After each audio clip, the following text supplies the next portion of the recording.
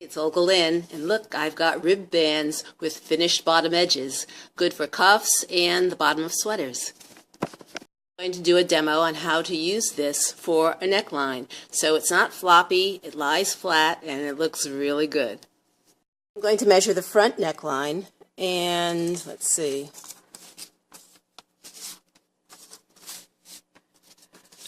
I'm going to say about 9 1/4 for the front. This is a combined front and back pattern. This is the front neckline. This is the back neckline. Back neckline I have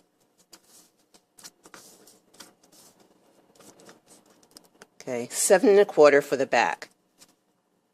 So that was 7 1/4 for the back, 9 1/4 for the front. Altogether, that's 16 1/2. So that I don't have a floppy neckband, what I have to do is make sure the band will stretch nicely for 16 1/2 inches and still have a little give so it will get over my head. So this will act as the top of my sweater, and this is the rib I'll use for the neckline. You'll see relaxed. It's only 12 1/2 inches, and it fits over my head. I've added a couple of ribs at the edge for seam allowance. What I'm going to do is just use this as a single rib band, so it will be sewn, and when it's done, it will look something like this. Here's about 3 inches wide, so it's a good width for cuffs or a hemband, but it would be good for a turtleneck, but I'm just making it a crew neck, so I need to cut this in half, I'd say. Here's the band cut in half, and I allowed seam allowance. And you can see it's not a complete top, but it's good for practice and for demonstration. I have the center front and center back marked with pins. Now I'll find the quarter marks by matching these and the neckline. And you can see the quarter mark is not at the shoulder seam, and this is where I'll mark it.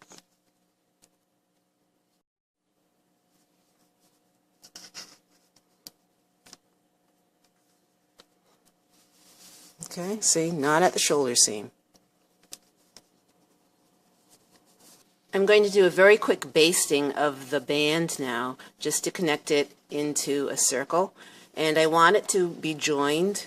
Let's call these the hills, these the valleys. I want these to be joined in the valleys, so I've basted it together. This is what it will look like on the right side. And I'm going to mark the halfway and quarter points. This is the seam. The halfway mark is right over here. And to find the quarter marks, I put these together and pin here for the quarter marks. I'm going to stitch the rib band together for real now. Sewn and ready to be pinned to the neckline. So this is the right side of the sweater, which I have on the inside right now, and I'm going to pin the band starting with the back, right sides together. First I'm matching the back. Now I will match the front. Here's the front one.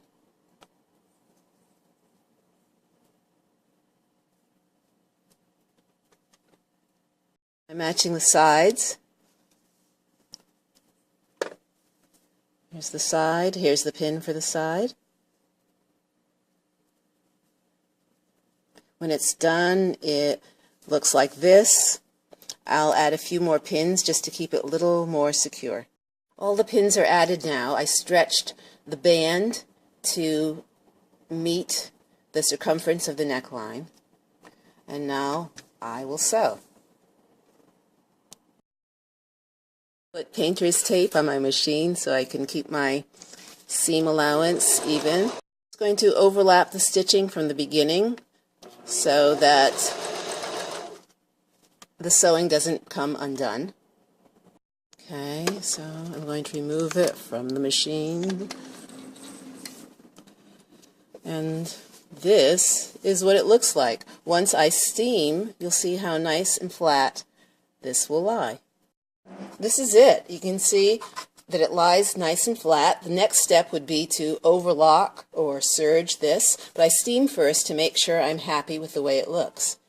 Alternative to overlocking this edge would be to do a nice binding with a thin mesh fabric, and then I'd also take some matching thread and just tack this down so it looks good from the back also. So this is nice and smooth in the back. Here it is again. You see I still haven't finished the insides, but I'm going to try this on. And ta-da! Whoops.